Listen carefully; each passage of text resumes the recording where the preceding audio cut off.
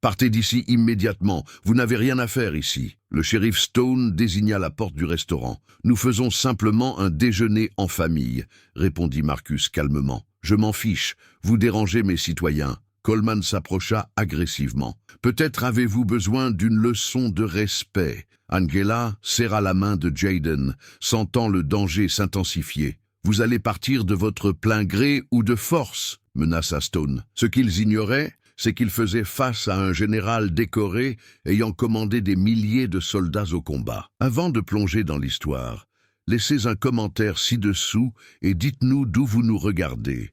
Il s'agit d'un officier militaire décoré dont la dignité tranquille va bientôt être mise à rude épreuve. Bonne lecture. Le colonel Marcus Washington plia son uniforme pour la dernière fois. 30 ans de service militaire prenaient fin aujourd'hui à Fort Bragg, en Caroline du Nord. Il rangea soigneusement sa Bronze Star et son Purple Heart dans la vitrine à côté de son insigne d'infanterie de combat. « Papa, tu es prêt ?» demanda Jayden depuis l'embrasure de la porte. À 17 ans, il avait le regard assuré de son père et le sourire rapide de sa mère. « Je suis prêt, mon fils. » Marcus ferma la vitrine. « Et toi, tu es impatient d'aller à Morehouse ?»« Je suis nerveux, en fait. Suivre les traces de maman dans la médecine, ça fait peur. » Angela entra, toujours vêtue de sa blouse de l'hôpital universitaire Duke. 15 ans comme cardiologue lui avaient appris à rester calme sous pression. « Tout ira bien, mon chéri. Nous croyons tous les deux en toi. » Elle embrassa Marcus sur la joue. « Comment tu te sens? De nouveau civil? » « Différent. Dans le bon sens, je pense. » Marcus regarda autour de lui. « J'ai passé toute ma vie adulte à suivre des ordres. Maintenant, je peux choisir ce que je veux faire. »« Eh bien, ton premier choix est facile, » dit Angela. « Aider notre fils à choisir son université. » Marcus sourit. « C'est un ordre que je suis heureux d'obéir. » Ils chargèrent la voiture avec leurs bagages pour le week-end. Le trajet jusqu'à Atlanta les ferait traverser de petites villes de Géorgie que Marcus n'avait jamais visitées. Après avoir commandé des troupes en Irak et en Afghanistan, il avait hâte de voir la campagne américaine paisible. « Parle-moi encore de Morehouse » demanda Marcus alors qu'il quittait l'allée. Le visage de Jayden s'illumina. « C'est là qu'on forme les meilleurs médecins. Et le campus est magnifique. Ils m'ont accepté en admission anticipée. Les lettres de recommandation de ta mère ont aidé, dit Angela. Mais c'est grâce à tes notes. » Marcus se sentit fier. Son fils allait devenir médecin. Sa femme avait déjà fait ses preuves en sauvant des vies. Il devait maintenant trouver comment servir son pays en temps de paix. L'autoroute s'étendait devant eux. Marcus ne savait pas que dans quelques heures, son entraînement militaire serait mis à l'épreuve d'une manière qu'il n'aurait jamais imaginée. Une simple pause déjeuner allait tout changer, mais pour l'instant, la famille Washington roulait vers le sud, discutant de ses rêves et de ce nouveau départ. La famille Washington traversa la Caroline du Nord, puis la Caroline du Sud, avant d'entrer en Géorgie. De petites villes défilèrent derrière les vitres. Marcus conduisait tranquillement, appréciant le calme de la route. « Papa, raconte-moi comment c'était d'être responsable de tous ces soldats, » demanda Jayden depuis le siège arrière. « Le leadership, ce n'est pas donner des ordres, » répondit Marcus. « C'est veiller à la sécurité de tous et faire en sorte que tout le monde travaille ensemble. J'avais des soldats de tous les horizons imaginables, des Noirs, des Blancs, des Hispaniques, des Asiatiques, des enfants riches, des enfants pauvres. Mon travail consistait à en faire une équipe. » Angela regarda son mari.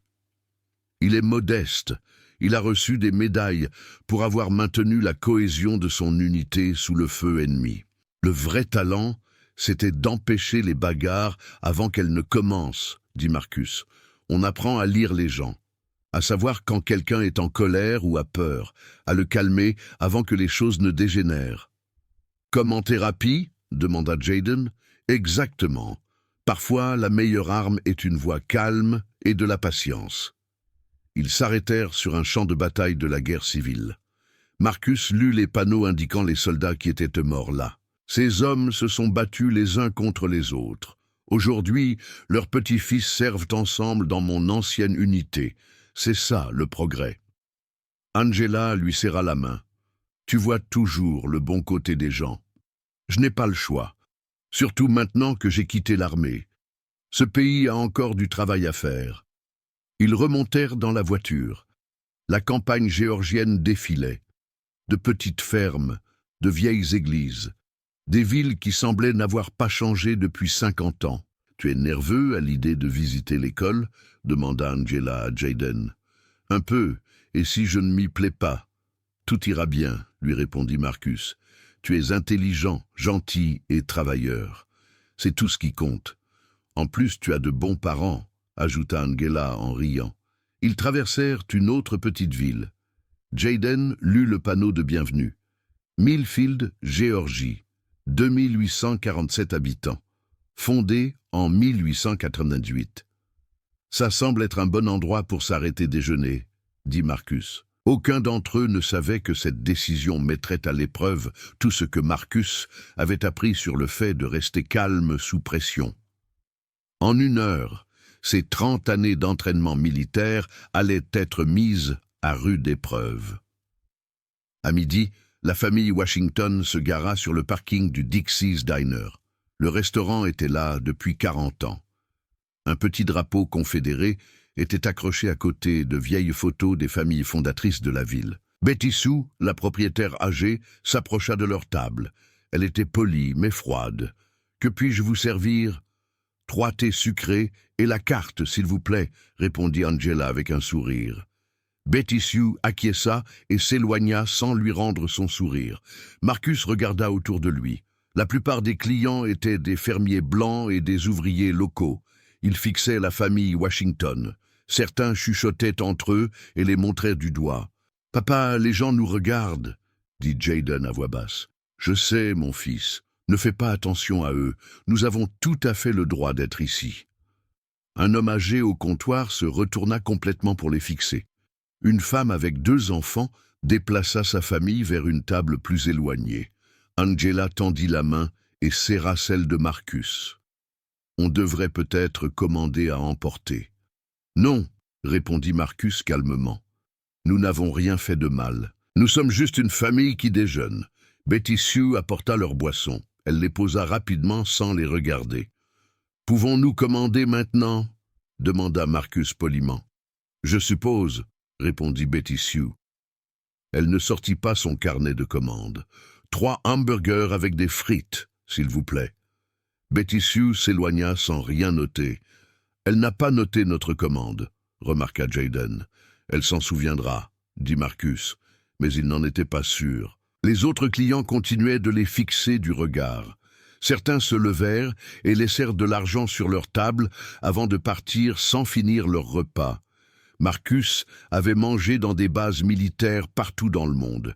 Il avait partagé des repas avec des soldats de toutes les races et de toutes les religions, mais il ne s'était jamais senti aussi malvenu dans son propre pays.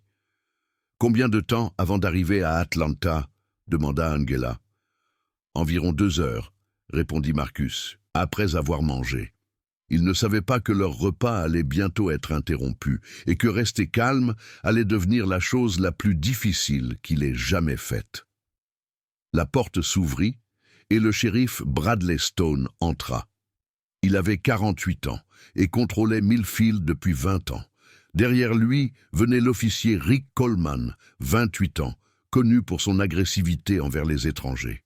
« Bonjour, Betty Sue, » dit Stone. « Comment vont les affaires aujourd'hui ?»« Très bien, shérif, » répondit-elle, se détendant pour la première fois depuis l'arrivée des Washington. Stone fit le tour du restaurant, saluant les clients par leur nom. « Bonjour, Jim. Comment va la ferme ?»« Bonjour, Madame Patterson. Les enfants vont bien ?» Tout le monde lui souriait et discutait avec lui. Il était clairement la personne la plus importante de la ville. Puis Stone remarqua la famille Washington. Il cessa de parler aux autres clients et fixa leur table du regard. « Coleman !» dit-il à voix basse à son adjoint. « Vous voyez ces gens là-bas ?» Je ne les reconnais pas. Non, ils ne sont certainement pas d'ici, répondit Coleman. Stone s'approcha lentement de leur table. Bonjour tout le monde, je suis le shérif Stone. Je ne crois pas vous avoir déjà vu à Millfield. Bonjour, shérif, dit Marcus poliment. Nous sommes juste de passage. Nous nous sommes arrêtés pour déjeuner avant de continuer vers Atlanta. Atlanta, c'est loin d'ici. D'où venez-vous? De Fort Bragg, en Caroline du Nord, répondit Marcus. Stone ne réagit pas au nom de la base militaire. Fort Bragg? Vous êtes militaire? Je viens de prendre ma retraite, dit Marcus. Stone regarda Angela et Jayden. Vous êtes tous ensemble? Voici ma femme Angela et mon fils Jayden, dit Marcus.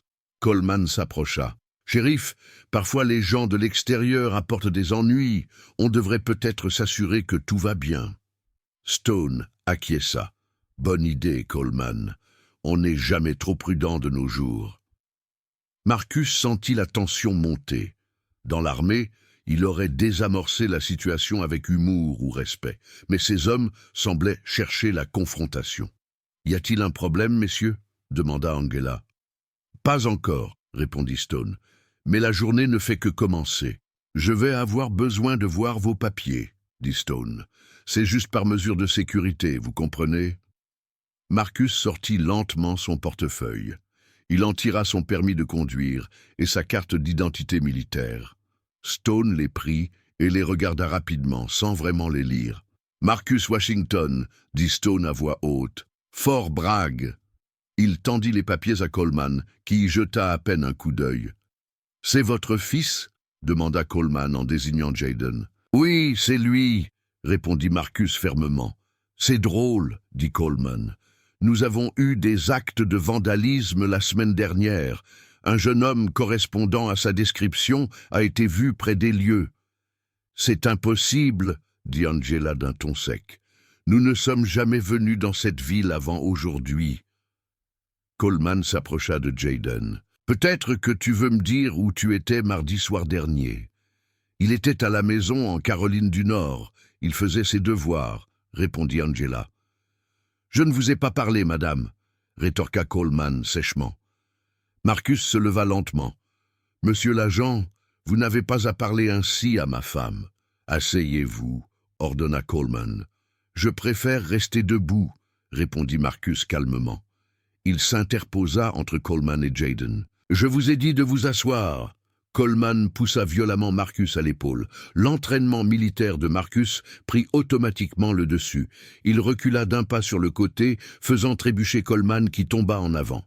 C'était un mouvement défensif de base qu'il avait enseigné à des centaines de soldats. « C'est une agression sur un agent de police » cria Stone. « Vous êtes en état d'arrestation. »« Je n'ai agressé personne » dit Marcus en levant les mains pour que tout le monde puisse les voir. « Je me suis défendu quand votre agent m'a poussé. »« Menottez-le, Coleman » ordonna Stone. Les autres clients regardaient Coleman passer les menottes à Marcus. Angela et Jayden étaient sous le choc. « Ce n'est pas juste » dit Angela. « Il n'a rien fait. »« Votre mari vient de commettre une grave erreur » répondit Stone. « Et maintenant, il va apprendre comment nous traitons les fauteurs de troubles à Millfield. » Stone conduisit Marcus menotté au poste de police de Millfield. Le bâtiment était vieux et petit, avec seulement 2 cellules à l'arrière.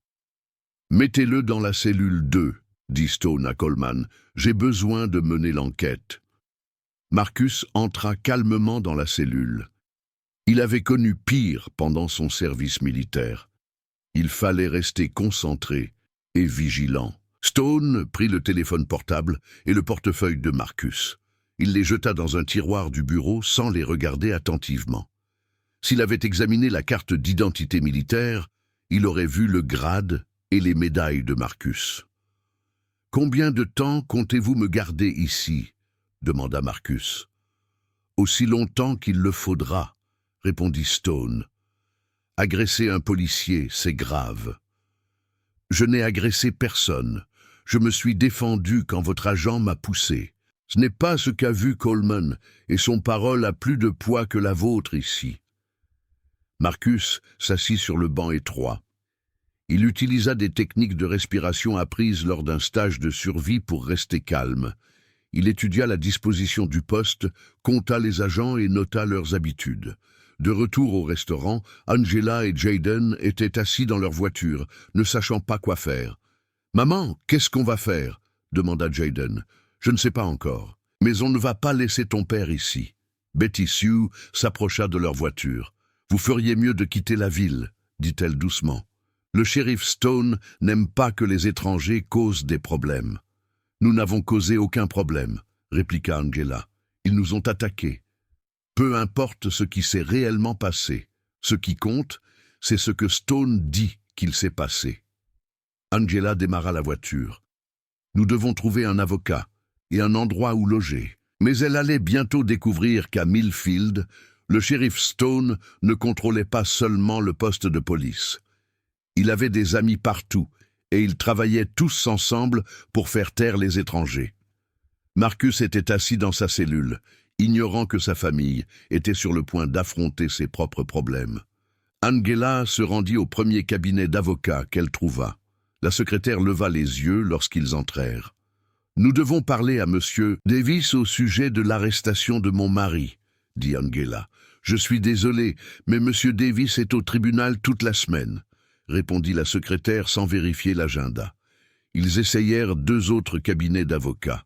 Un avocat était en déplacement. Un autre était trop occupé par d'autres affaires. Angela se rendit au seul hôtel de Millfield. « Nous avons besoin de 2 chambres pour cette nuit, » dit-elle au réceptionniste. Le jeune homme avait l'air nerveux. « Je suis désolé, madame, nous sommes complets. Le parking est presque vide, » fit remarquer Jayden. « Nous avons eu une réservation de groupe de dernière minute, » répondit le réceptionniste en évitant leur regard. À la station-service, la carte de crédit d'Angela fut refusée.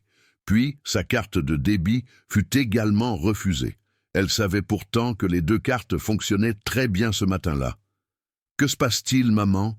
demanda Jayden. « Stone a des amis partout, » réalisa Angela. « Il s'assure que nous ne pouvons pas obtenir d'aide ni rester en ville. » Elle appela ses collègues médecins à Durham et Atlanta. « J'ai besoin d'aide, » dit-elle au docteur Roberts, son chef de service. « Mon mari a été arrêté illégalement dans une petite ville de Géorgie. »« Donnez-moi les détails, » dit le docteur Roberts. « Je connais de bons avocats spécialisés dans les droits civiques. » Angela expliqua tout, tandis que Jayden enregistrait sur son téléphone leur tentative infructueuse pour obtenir de l'aide. Ils se rendirent à une station-service à l'extérieur de la ville et achetèrent de la nourriture avec de l'argent liquide. Angela passa d'autres coups de fil, contactant toutes ses relations. « Nous n'abandonnerons pas, » dit-elle à Jayden. « Ton père a servi ce pays pendant 30 ans. Il mérite mieux que ça. » De retour dans sa cellule, Marcus n'avait aucune idée que l'emprise de Stone s'étendait bien au-delà du poste de police. Tous les commerçants, tous les prestataires de services, tous les professionnels de Millfield avaient soit une dette envers Stone, soit peur de le contrarier. Mais Angela était une médecin respectée qui avait ses propres relations. Le combat ne faisait que commencer. Angela était assise sur le parking d'une épicerie, passant des coups de fil. Une femme blanche s'approcha prudemment de leur voiture. « Excusez-moi, dit-elle, j'ai vu ce qui s'est passé au restaurant. Je m'appelle Margaret Thompson, mais tout le monde m'appelle Maggie. » Angela baissa sa vitre. « Je m'appelle Angela Washington. Voici mon fils, Jayden. Je sais qui vous êtes. Je sais aussi que ce qui est arrivé à votre mari est injuste. » Maggie avait 62 ans, les cheveux gris et le regard bienveillant. « J'étais journaliste à l'Atlanta Journal-Constitution. J'ai couvert les affaires criminelles pendant 20 ans avant de prendre ma retraite ici. Pouvez-vous nous aider ?» demanda Angela. « Peut-être. Cela fait 5 ans que j'observe le shérif Stone abuser de son pouvoir, mais je n'ai jamais eu suffisamment de preuves pour écrire un article. » Maggie regarda autour d'elle pour s'assurer que personne n'écoutait. « Votre mari n'est pas sa première victime. Que voulez-vous dire ? Stone a un mode opératoire. Lorsque des étrangers arrivent en ville, en particulier des familles noires, il trouve des raisons de les arrêter ou de les chasser. En général, les gens préfèrent partir plutôt que de se battre. Maggie sortit un petit carnet. J'ai répertorié 12 cas au cours des 3 dernières années. Des accusations forgées de toutes pièces, des perquisitions illégales, des pressions économiques pour pousser les gens à quitter la ville. « Pourquoi n'avez-vous pas signalé ces faits ?» demanda Jayden. « À qui aurais-je pu les signaler? Stone contrôle le gouvernement local, et sans victimes disposées à témoigner, je n'avais pas d'article à écrire. » Angela ressentit de l'espoir pour la première fois depuis l'arrestation de Marcus. « Tu veux bien nous aider à lutter contre ça? » « Oui, mais il faut être malin. Stone a installé des caméras partout dans la ville et il a des amis partout. » Maggie nota son adresse. « Venez chez moi ce soir. J'ai des caméras de sécurité et un endroit sûr pour planifier notre stratégie. »« Pourquoi tu nous aides ?» demanda Angela. « Parce que je suis journaliste. Et parce que j'ai filmé ce que Stone a fait aujourd'hui avec mon téléphone depuis l'autre côté de la rue. » Maggie sourit. « Je n'ai jamais cessé d'être journaliste. » Ce soir-là, Angela et Jayden retrouvèrent Maggie chez elle. Son salon était rempli d'ordinateurs et de classeurs. « Je garde des dossiers sur Stone depuis des années, » dit Maggie en leur montrant d'épais classeurs. « Mais j'ai besoin que votre histoire soit rendue publique. » Angela rappela le docteur Roberts. « Pouvez-vous contacter des organisations de défense des droits civiques ?» demanda-t-elle. « Je m'en occupe, » répondit le docteur Roberts. « J'ai contacté le Fonds de défense juridique de la NAACP et le ministère des anciens combattants. Un colonel décoré détenu sans inculpation attire rapidement l'attention. » Jayden travaillait sur son téléphone, montant la vidéo qu'il avait prise lors de l'arrestation. « Maman, regarde ça. On voit bien que papa n'a rien fait de mal. » Maggie regarda la vidéo. « C'est parfait. On voit Coleman pousser ton père, puis la réaction maîtrisée de ton père. » Angela passa d'autres appels. Elle contacta l'Union américaine pour les libertés civiles, des associations de défense des droits des anciens combattants et des associations médicales. Sa réputation de cardiologue respecté lui ouvrit des portes. « Je publie ça sur les réseaux sociaux, » dit Jayden en téléchargeant sa vidéo sur plusieurs plateformes. « Les gens doivent voir ce qui s'est vraiment passé. » En moins d'une heure, la vidéo avait été partagée des dizaines de fois. Les commentaires affluèrent de personnes qui avaient subi un traitement similaire dans de petites villes du Sud.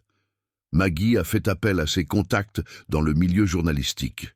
« J'envoie ça à 3 chaînes de télévision à Atlanta et une à Charlotte, » a-t-elle dit. « Mon ancien rédacteur en chef travaille toujours à Channel 11. » Le téléphone d'Angela n'arrêtait pas de sonner.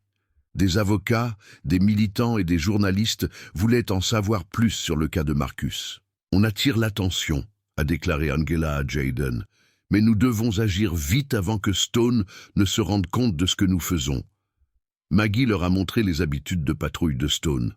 « Il passe devant chez moi tous les soirs à 22 heures. Nous devons être prudents. » Alors qu'ils planifiaient leurs prochaines actions, aucun d'entre eux ne savait qu'une personne avait déjà reconnu Marcus sur la vidéo. Un ancien combattant de son ancienne unité était sur le point de tout changer. La résistance s'organisait, mais la plus grande révélation était encore à venir. À 23 heures, le téléphone d'Angela sonna. Un numéro inconnu du Texas.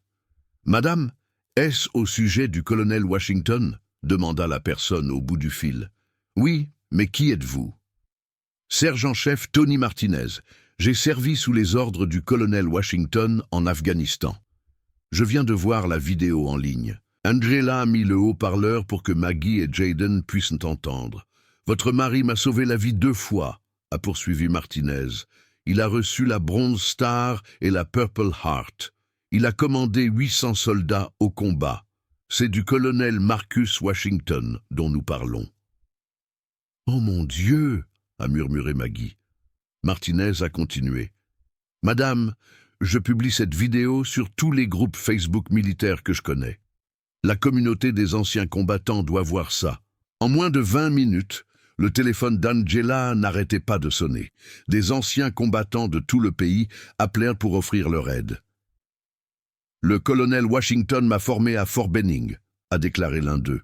C'était mon commandant en Irak, a déclaré un autre. Maggie a ouvert son ordinateur portable. Regardez ça. Le hashtag #, Justice for Colonel est en tendance sur Twitter. L'histoire a explosé sur les réseaux sociaux. Les sites d'information militaire l'ont reprise. Les organisations d'anciens combattants ont publié des communiqués exigeant la libération immédiate de Marcus. Angela a appelé un journaliste de télévision à Atlanta. « Je dois vous dire qui est vraiment mon mari », a-t-elle déclaré. À minuit, 3 camions de télévision roulaient en direction de Millfield. Le ministère des Anciens Combattants a publié un communiqué exprimant son inquiétude quant à la détention sans inculpation d'un officier décoré. Au poste de police, le téléphone de Stone se mit à sonner. Les journalistes voulaient des commentaires sur l'arrestation du colonel Washington. « Colonel ?» demanda Stone à Coleman. « Les journaux disent que c'est une sorte de héros de guerre. » Coleman haussa les épaules. « Et alors, il m'a quand même poussé. » Stone sortit la carte d'identité militaire de Marcus du tiroir et la regarda vraiment pour la première fois. Son visage pâlit lorsqu'il lut les distinctions et le grade. « Nous avons peut-être un problème, » dit Stone à voix basse, mais il était trop tard. L'histoire était désormais partout. Le lendemain matin, Stone réalisa que son erreur faisait la une des journaux nationaux. Au lieu de libérer Marcus, il décida de faire pression sur la famille pour qu'elle parte discrètement. Des voitures de police commençaient à passer devant la maison de Maggie toutes les heures. Les agents se garaient de l'autre côté de la rue et fixaient les fenêtres. « Ils essaient de nous faire peur », dit Maggie en observant la scène derrière ses rideaux. Angela reçut la visite de l'adjoint Miller à l'épicerie. « Madame, le shérif Stone pense qu'il serait préférable que vous partiez. Toute cette attention n'est pas bonne pour la ville. »« Mon mari est innocent, » répondit Angela. « Nous ne partirons pas sans lui. »« C'est votre choix, mais les choses pourraient devenir inconfortables. » Mais cet après-midi-là, 3 jeunes hommes suivirent Jayden lorsqu'il se rendit à la station-service. C'étaient les fils et les neveux des agents de Stone. « Hé, petit !» cria l'un d'eux. « Toi et ta famille, vous devez quitter notre ville. » Jayden continua d'avancer, mais sortit son téléphone pour les filmer. « Tu nous filmes ?» demanda un autre en s'approchant. « Oui », répondit Jayden en restant calme, comme son père le lui avait appris. Les jeunes hommes ont reculé lorsqu'ils ont vu la caméra, mais ils l'ont suivi jusqu'à la maison de Maggie. Cette nuit-là, des voitures ont roulé lentement devant la maison, phares allumés, éclairant les fenêtres. Les caméras de sécurité de Maggie ont tout filmé. « C'est de l'intimidation », a déclaré Maggie en visionnant les images. Une tactique classique de pression dans une petite ville. Angela appela ses contacts parmi les avocats. « Ils essaient de nous faire partir en nous faisant peur. »« Documentez tout », lui conseilla son avocat. « Ce comportement vous aidera dans votre procès. » Stone pensait que la pression les ferait disparaître. Mais il ne comprenait pas qu'Angela Washington était une médecin qui avait lutté toute sa carrière pour être respectée. Elle n'allait pas reculer devant un shérif corrompu. Et Marcus, assis dans sa cellule, ne savait pas que sa famille était prise pour cible. S'il l'avait su, son entraînement militaire aurait pris le dessus. Au lieu de fuir, Angela et son équipe ont riposté devant les tribunaux. Le Dr Roberts l'a mise en contact avec James Patterson, un avocat spécialisé dans les droits civiques à Atlanta, spécialisé dans les affaires de faute professionnelle de la police. « Madame Washington, l'affaire de votre mari est exactement ce que nous attendions », a déclaré Patterson lors de leur conversation téléphonique. « Un vétéran décoré détenu illégalement nous donne tout ce dont nous avons besoin. M. Patterson a immédiatement déposé une requête en habeas corpus auprès d'un tribunal fédéral exigeant la libération de Marcus. Le document détaillait toutes les violations des droits constitutionnels de Marcus. Cela les oblige à justifier la détention de votre mari devant un tribunal fédéral, a expliqué M. Patterson. Le shérif Stone ne peut pas ignorer les juges fédéraux. Angela a également contacté Veteran Legal Aid, une organisation financée par les dons de familles et de militaires à travers le pays. Ils lui ont assigné Sarah Chen, une avocate qui avait servi dans la police militaire avant d'entrer à la faculté de droit. Le dossier militaire du colonel Washington est irréprochable, a déclaré Chen à Angela. 30 ans de service, plusieurs missions de combat, des médailles de distinction. N'importe quel juge verra que cette détention est injustifiée. Chen a organisé la première visite d'un avocat à Marcus depuis son arrestation. Lorsqu'elle est entrée dans la salle des cellules, Marcus s'est mis au garde à vous par habitude. « Colonel Washington, je suis Sarah Chen, votre avocate. Je vous envoie par l'aide juridique aux anciens combattants. »« Merci, madame, » répondit Marcus. « Je commençais à me demander si quelqu'un savait que j'étais ici. » Chen sortit un bloc-notes. « Racontez-moi exactement ce qui s'est passé, depuis le début. » Marcus lui fit un compte-rendu militaire précis, incluant tous les détails de la rencontre. Ses années passées à rédiger des rapports d'incidents lui avaient appris à se souvenir clairement des faits. « Avez-vous frappé l'agent Coleman » demanda Chen. « Non, madame, c'est lui qui m'a poussé. J'ai fait un mouvement défensif pour éviter de tomber. Il n'y a eu aucun contact agressif. » Parfait, c'est exactement ce que montre la vidéo. Pour la première fois depuis son arrestation, Marcus ressentit de l'espoir. Le système judiciaire qu'il avait juré de défendre fonctionnait enfin en sa faveur. À l'extérieur, Angela coordonnait les deux équipes juridiques, mettant à profit sa formation médicale dans l'organisation de cas complexes pour lutter pour la liberté de son mari. 3 jours après l'arrestation de Marcus, des agents du FBI arrivèrent à Millfield avec des mandats fédéraux. L'agent Maria Rodriguez dirigeait l'équipe chargée d'enquêter sur les violations des droits civils. « Sheriff Stone, nous sommes ici pour examiner les dossiers de votre service concernant la détention du colonel Washington », annonça Rodriguez au poste. Stone devint livide. Le FBI, il s'agit d'une affaire locale. Refuser les droits constitutionnels à un vétéran décoré est un crime fédéral, répliqua Rodriguez. Nous avons besoin de tous les documents relatifs à cette arrestation. Au même moment, Sarah Chen arrivait au tribunal fédéral d'Atlanta avec la requête en habeas corpus. La juge Patricia Williams examina immédiatement le dossier. « Ce vétéran est détenu depuis 3 jours sans inculpation formelle », déclara la juge Williams. « J'ordonne sa libération immédiate. » L'ordonnance du tribunal arriva au bureau de Stone alors que les agents du FBI fouillaient ses dossiers. L'agent Rodriguez remit à Stone l'ordonnance de libération fédérale. « Vous avez 1 heure pour libérer le colonel Washington », a-t-elle déclaré. « Nous veillerons à ce que vous respectiez l'ordonnance. » À l'extérieur du poste de police, des équipes de journalistes d'Atlanta, Charlotte et Augusta attendaient avec leurs caméras. L'affaire avait fait la une des journaux nationaux. Stone s'est dirigé lentement vers la cellule de Marcus. « Vous êtes libre », a-t-il déclaré doucement. Marcus s'est levé et a redressé sa chemise. « Merci, shérif. »« Le FBI est là », ajouta Stone d'une voix tremblante. « Ils veulent à vous parler. »« Je coopérerai pleinement à leur enquête », répondit Marcus. Lorsque Marcus sortit du commissariat, Angela et Jaden se précipitèrent pour le serrer dans leurs bras. Les flashs des appareils photo crépitèrent tandis que la famille se retrouvait. « Colonel Washington !» lui cria un journaliste. « Avez-vous un commentaire à faire ?» Marcus se tint droit et parla clairement. « J'ai servi ce pays pendant 30 ans pour protéger les droits constitutionnels de chacun. Ce qui s'est passé ici montre que nous avons encore du travail à faire. » Derrière eux, des agents du FBI emmenaient Stone et Coleman menottés.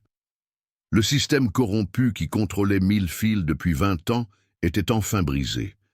6 mois plus tard, le procès fédéral s'ouvrait à Atlanta. La salle d'audience était bondée de vétérans, de militants des droits civiques et de médias nationaux. Marcus témoigna avec une précision militaire. Il décrivit chaque détail de l'arrestation avec clarté et calme. « Colonel Washington » demanda le procureur. « Avez-vous agressé l'officier Coleman ?»« Non, monsieur. L'officier Coleman m'a poussé le premier. J'ai utilisé un mouvement défensif pour éviter de tomber. Je n'ai eu aucun contact agressif. » « Pourquoi n'avez-vous pas riposté » Mon entraînement m'a appris à désamorcer les conflits, pas à les créer. Me battre aurait aggravé la situation pour ma famille. Angela a ensuite pris la parole. Elle a décrit la pression économique et l'intimidation auxquelles ils étaient confrontés. Ils ont essayé de nous chasser en nous empêchant d'obtenir de la nourriture, un logement ou une aide juridique, a-t-elle déclaré. C'était du harcèlement systématique. Jayden a témoigné avoir été suivi et menacé. Sa vidéo montrait les jeunes hommes en train de le harceler. « Je suis resté calme, comme mon père me l'avait appris », a déclaré Jayden, « mais j'avais peur qu'il me fasse du mal. » Le moment le plus fort est venu lorsque d'autres victimes ont témoigné. Margaret Thompson avait documenté 12 cas similaires en 5 ans. Le shérif Stone avait un mode opératoire, a-t-elle déclaré. Toute famille noire qui traversait la ville était victime de harcèlement jusqu'à son départ. Un agriculteur nommé James Wilson a raconté son histoire. « Stone m'a arrêté pour excès de vitesse, puis m'a gardé en prison pendant 3 jours, jusqu'à ce que ma famille lui verse 500 $ pour me libérer. » Sarah Chen a présenté des preuves de la corruption financière de Stone. Des relevés bancaires montraient des paiements effectués par les familles des victimes sur des comptes contrôlés par Stone et ses agents. Le jury n'a mis que 4 heures pour rendre son verdict. Stone a été reconnu coupable de tous les chefs d'accusation, violation des droits civils, extorsion et complot. Il a été condamné à 12 ans de prison fédérale. Coleman a été condamné à 8 ans pour agression et violation des droits civils. Le juge Williams s'est adressé à la salle d'audience. Cette affaire montre que personne n'est au-dessus de la loi. Le badge est destiné à protéger les citoyens, pas à leur faire du mal. À l'extérieur du tribunal, Marcus s'est adressé aux journalistes. La justice a pris du temps, mais elle a fini par être rendue. C'est ce qui fait la force de l'Amérique. 4 ans plus tard, Marcus se tenait devant sa nouvelle promotion de policier en formation à Atlanta. La salle était remplie d'agents venus de petites villes de Géorgie. « Aujourd'hui, nous allons parler des droits constitutionnels », a commencé Marcus. Chaque personne que vous rencontrez a les mêmes droits, quelle que soit sa race ou son origine. L'Institut pour les relations entre la communauté et la police avait formé plus de 2000 agents depuis sa création par Marcus grâce aux 2,3 millions de dollars obtenus à l'issue du procès. Son expérience militaire faisait de lui l'instructeur idéal pour enseigner les techniques de désescalade. « N'oubliez pas, » a déclaré Marcus à ses élèves, « votre travail consiste à protéger et à servir tout le monde, de manière égale. » Angela avait également élargi son champ d'action. Ses recherches sur les effets de la discrimination sur la santé cardiaque avaient été publiées dans de grandes revues médicales. Elle dirigeait désormais des cliniques dans des communautés défavorisées du sud des États-Unis. Jayden terminait sa 3e année à la Morehouse School of Medicine. Il passait ses étés à travailler dans des services d'urgence, inspiré par son expérience à Millfield et désireux d'aider les personnes en situation de crise. « Je veux être un médecin qui traite tout le monde avec respect », avait déclaré Jayden à ses parents lors d'un dîner familial. Margaret Thompson avait reçu un prix national de journalisme pour son enquête sur la corruption dans les petites villes. Elle dirigeait désormais le centre communautaire de Millfield, construit à l'emplacement de l'ancienne gare routière. La ville elle-même avait complètement changé.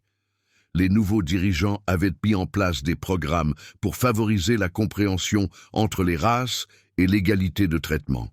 Le tourisme avait augmenté, les gens venant voir comment une communauté avait pu se transformer.